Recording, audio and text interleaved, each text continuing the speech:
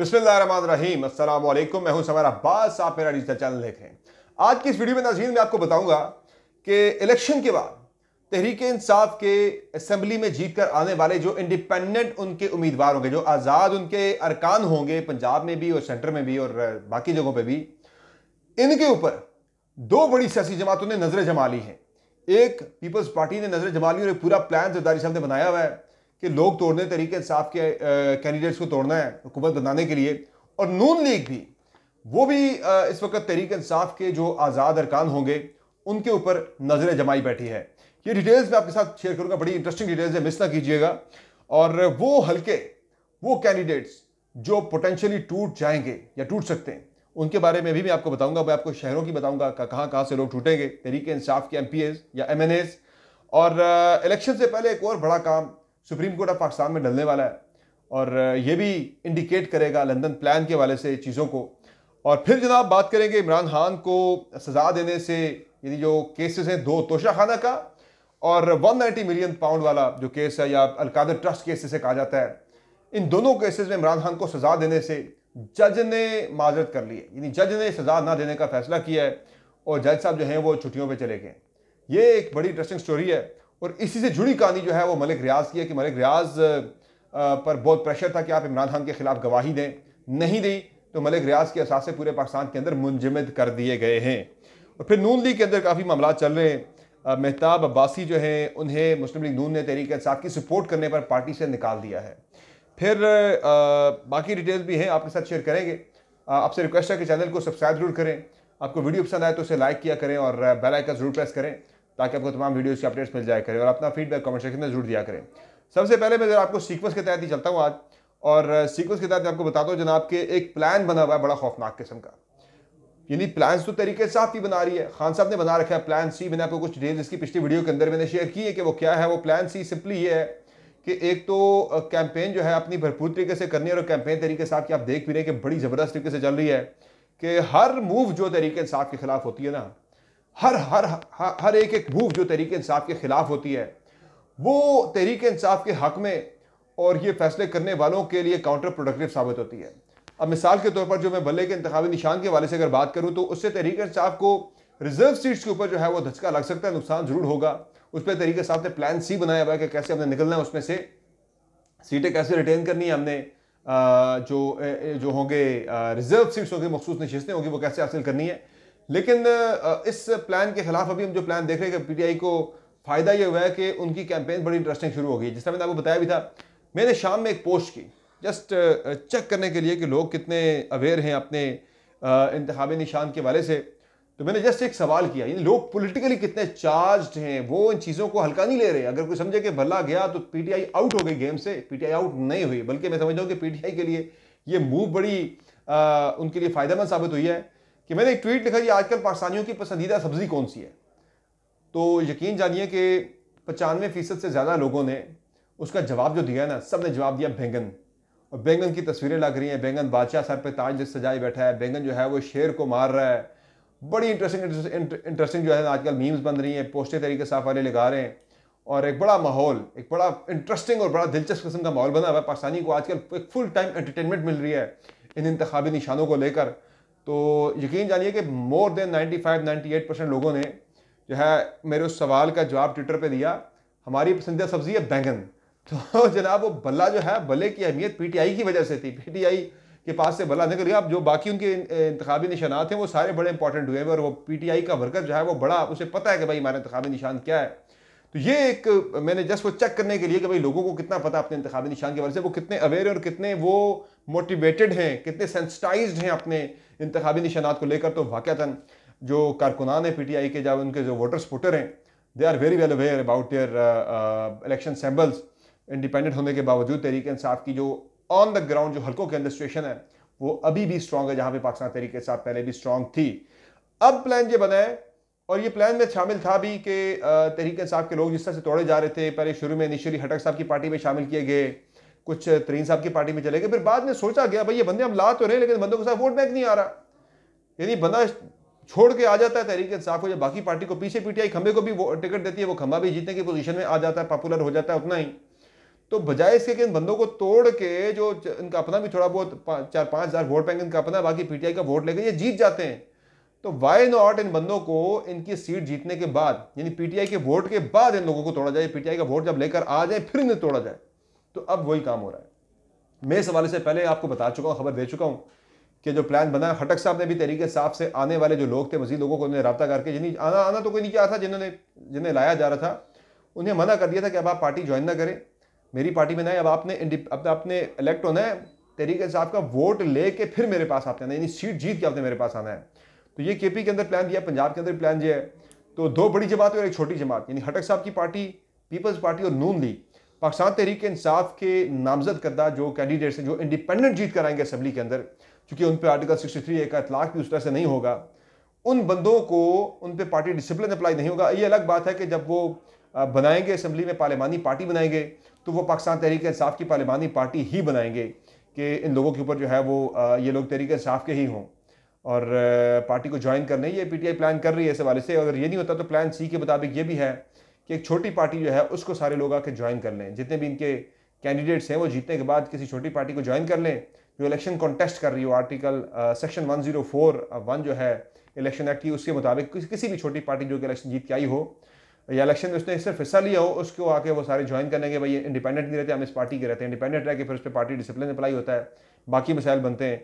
और ये उनके इंडिपेंडेंट होने की वजह से ही जो है नून लीग भी नकब लगाए बैठी है, पीपल्स पार्टी भी नकब लगाए बैठी है। बिलावल भुट्टो जरदारी साहब ये कहते हैं कि जरदारी साहब ने पूरा प्लान बनाया हुआ है इंडिपेंडेंट्स को पार्टी में शामिल करके अगली हुकूमत बनाने का, और जरदारी साहब जोड़ तोड़ में वैसे भी माहिर है, आपको पता है सारों को। तो उनकी नज़र है पीपल्स पार्टी के ऊपर, कि सॉरी पीटीआई के आज़ाद अरकान के ऊपर है नज़र कि उन्हें हमने तोड़ना है। अच्छा, इसके अलावा नून लीग भी कह रही है कि भाई हमें अगर जरूरत पड़ी, पहले तो कहते हैं हम खुद इतनी सीटें ले लेंगे, मैं मसला ही नहीं होगा, लेकिन इतनी सीटें नहीं ले पाएंगे, ये मैं आपको बता रहा हूँ आज ही, उन्हें बंदे फिर लेफ्ट राइट से तोड़ने पड़ेंगे। तो नून लीग का प्लान भी यही है कि हमने तहरीक इंसाफ के इंडिपेंडेंट्स को तोड़ना है, कि उन पर तो वो तो पीटीआई के होंगे ही नहीं, वो इंडिपेंडेंट होंगे। तो ये मैं आपको बड़े वसूख से बता रहा हूँ कि नून लीग के प्लान के अंदर भी तहरीक इंसाफ के इंडिपेंडेंट कैंडिडेट्स जो हैं वो शामिल हैं।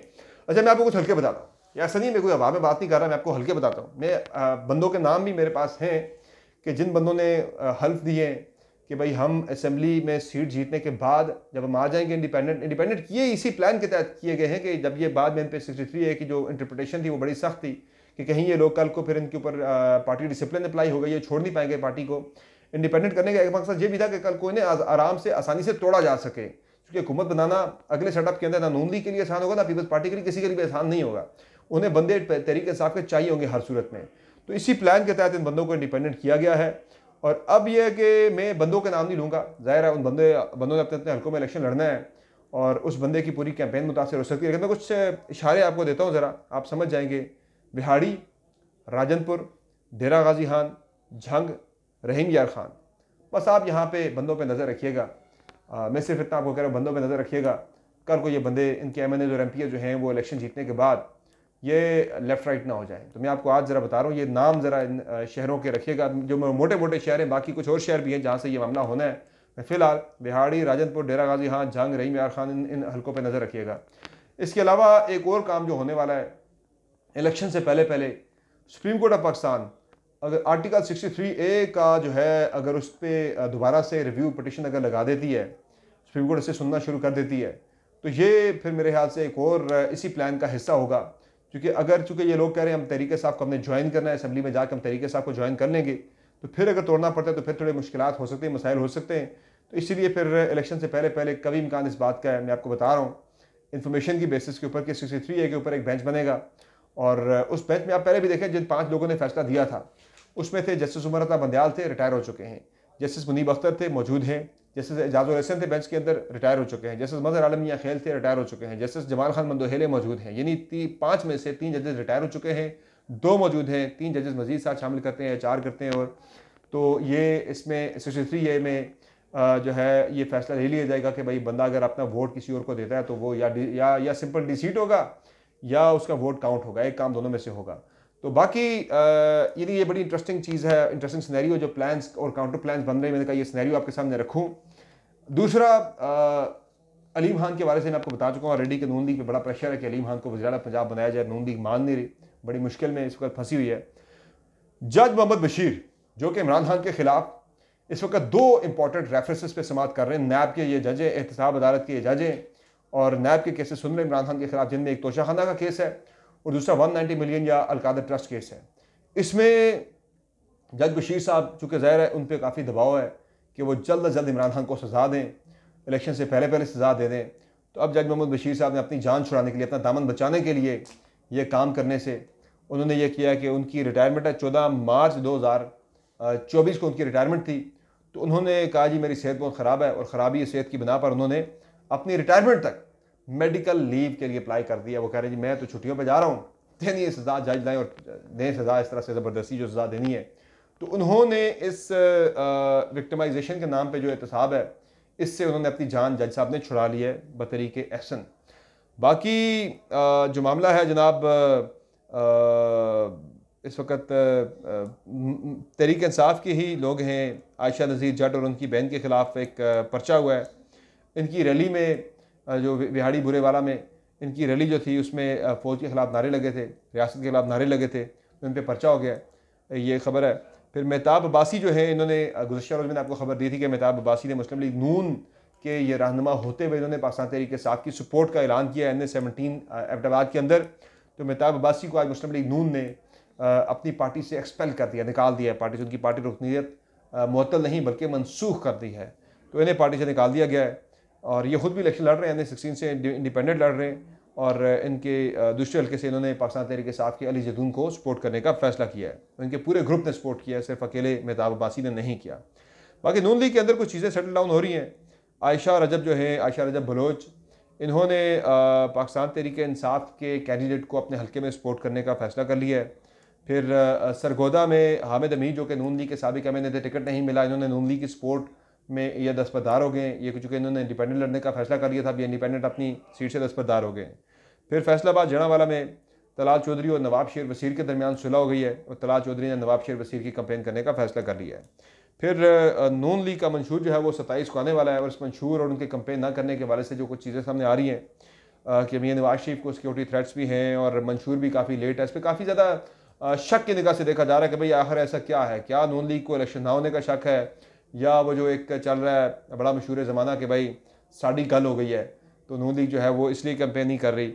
तीसरा जो है, या आवाम में एक्सेप्टेबिलिटी नहीं है, ये वजह इसकी। फिर तीसरी जो एक आखिरी खबर है जनाब, वो मलिक रियाज साहब के वाले से कि मलिक रियाज भी चूँकि बतौर मुलजिम वो भी इसमें उनका नाम शामिल है रेफरेंस के अंदर, जो उनके खिलाफ इमरान खान के खिलाफ इस वक्त चल रहा है 190 मिलियन पाउंड या फिर अलकादर ट्रस्ट केस। उसमें मेरी इतलात के मुताबिक, मैं आपको बड़ी मुस्नद इतलात दे रहा हूँ, मुस्नद खबर दे रहा हूँ, मेरी इन्फॉर्मेशन के मुताबिक मलिक रियाज पर काफ़ी दबाव है।